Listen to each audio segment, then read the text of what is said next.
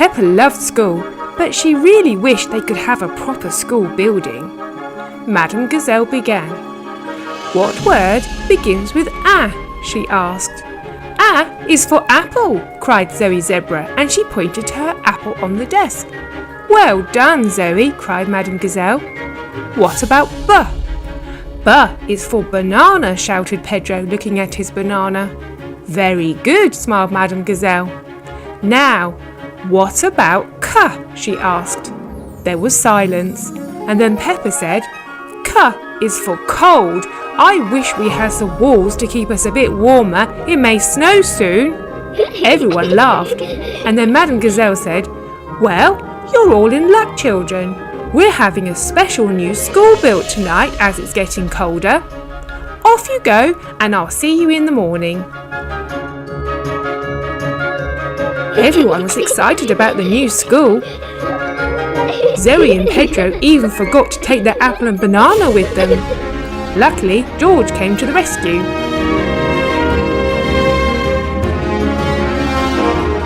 That night, the construction of the new school began.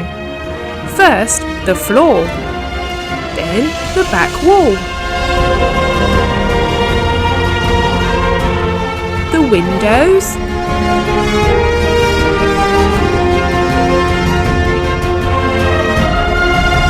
the roof,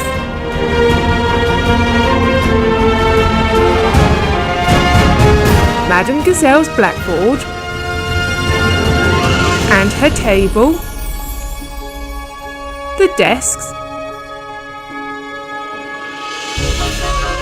and the seesaw for outside. Last of all, the stickers were put in place to make the new school look bright and cheerful. The next day, Madame Gazelle was the first to see the new school. She loved it. Peppa and her friends soon arrived. "Wow," they all said, "this is awesome." "But, Madame Gazelle," asked Peppa, "where are the chairs?" "Don't worry," answered Madame Gazelle. "Thomas is bringing them and should be here soon." Thomas was indeed on his way.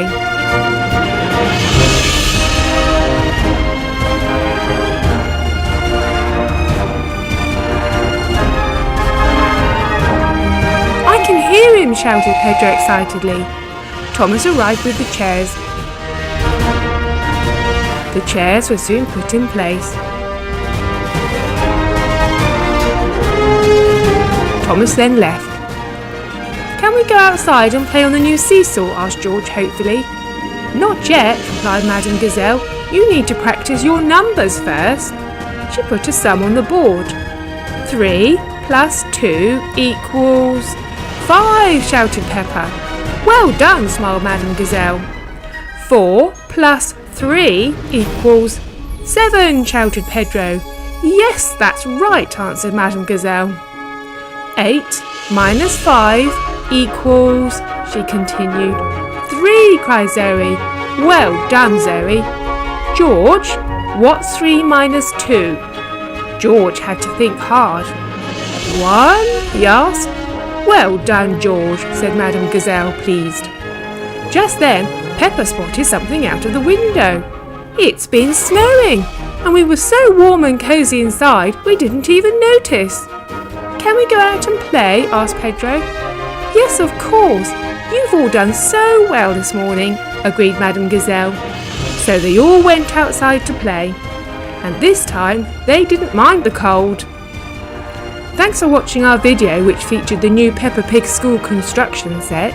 It's great for stories, and we like the bright colourful pieces that are easy to put together. Meanwhile, here's another video you may have missed. "Good morning, everybody," shouted Peppa. It was another school day with their teacher, Madame Gazelle. Peppa loved school. They were waiting for their friends, Zoe and Pedro, who they went to school with. When they arrived, Mummy Pig said goodbye and they started their short walk to school. On the other side of town, at the Ponyville schoolhouse, the teacher, cheerily, was preparing her classroom for the day's lessons. But today was going to be very different from a usual day. Peppa and her friends arrived at the school, but it was closed.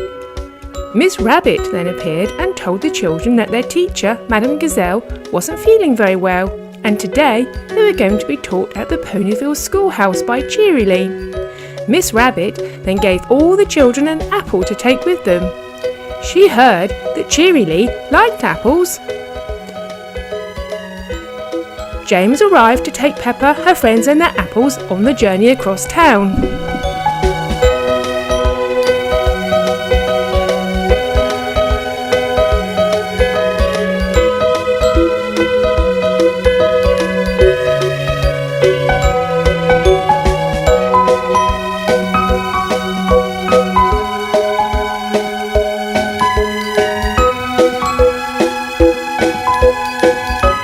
Arrived, they said hello to Cheerilee and then went to sit down. They all gave Cheerilee an apple, except George, who said that he was sorry, but he'd lost his apple. Actually, George ate it as they were getting off the train. He'd felt hungry. Cheerilee began her lesson. After a while, it was time for a break, and they went straight to the slide and swing, although they were all a little bit too big for the swing, except George.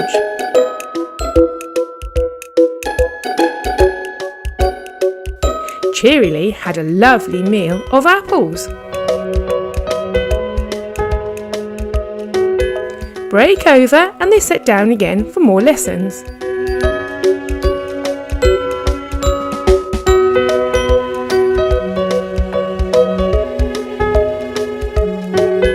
Then school had finished. They all thanked Cheerilee for teaching them, and George confessed that he hadn't lost his apple. He'd actually felt quite hungry and eaten it. "Don't worry," said Cheerilee. "I had 3 apples, and I feel quite full." James left for the trip across town and dropped them off at the playground by Peppa's house.